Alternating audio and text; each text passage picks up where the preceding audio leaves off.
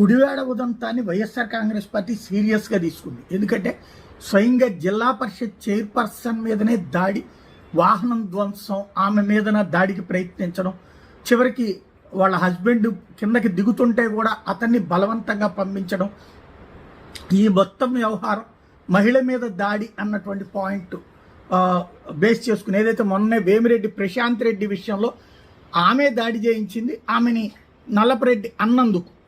But Nallapareddy అన్నదాని మీద total Telugu Desam పార్టీకి సంబంధించిన స్థానిక ఎమ్మెల్యేల దగ్గర నుంచి రాష్ట్ర వ్యాప్తంగా మంత్రులు ప్రతి ఒక్కళ్ళు మాట్లాడారు, చంద్రబాబు గారి దగ్గర నుంచి పవన్ కళ్యాణ్ గారి దగ్గర నుంచి.